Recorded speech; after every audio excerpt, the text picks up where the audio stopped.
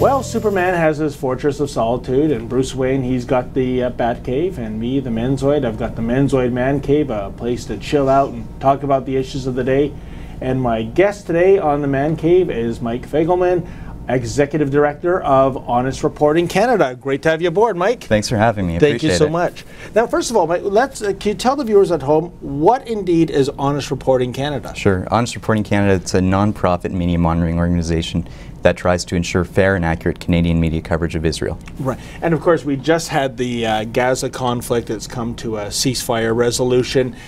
There are always two wars, aren't there, Mike? There's the war on the battlefield, and then I guess there's the war for the hearts and minds of the people at home through the media.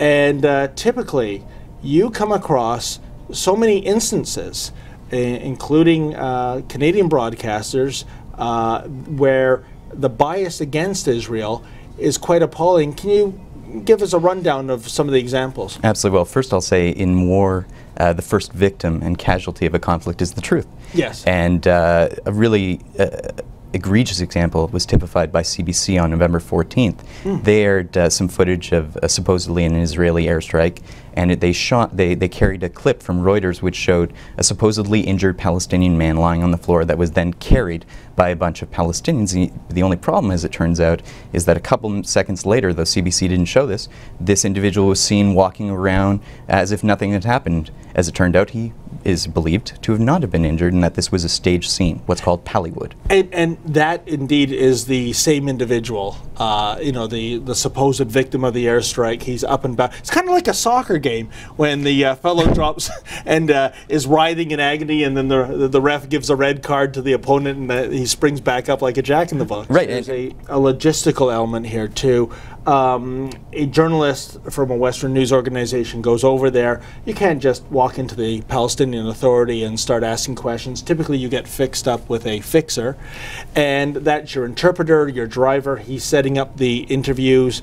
The journalists are treated very kindly, and I mean, it's almost like a Stockholm syndrome going on, where you start to identify with those you're interviewing. Right, and the fact that there is a very strong PR element in Gaza as well as in Israel, it helps to understand why certain stories come out when journalists, and they were basically parachuted into the Strip and into Israel, were taking on to meet certain families. You saw all these kind of stage scenarios where all of a sudden there was areas of rubble, where there were children's toys lying around some in pristine condition, others that had a little bit of dirt and sediment on them. But it just happened to be situated above rubble after an airstrike. So there's a lot of framing for the Western audience. You mentioned off air, Mike, that CTV in one report, it was of the bus bombing. Oh, yeah. They used the word terror, and then suddenly the narrative changed later in the day.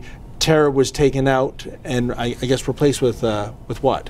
Well, yeah, I got to be honest. I was really pleased to see CTV say, you know what, an intentional attack against civilians in a bus bombing, which injured dozens, was terror. I thought that was fantastic. In fact, I was going to commend them. And when I revisited the website, they removed it. And they deleted the video that was on cue on their website. Why they would make a conscious decision to purge what was, I felt, a very appropriate description in using proper lexicon, I thought was really bad, and I thought it really was tantamount to whitewashing terror. It's a fascinating job you do. I think it's a very valued service. I've seen your counterparts in Israel, you know, working with the international media, and like you said, in war, often the truth is the first casualty, isn't it? It is. You know. Okay. Good stuff, Mike. Thanks for coming into the Man Cave. Appreciate it.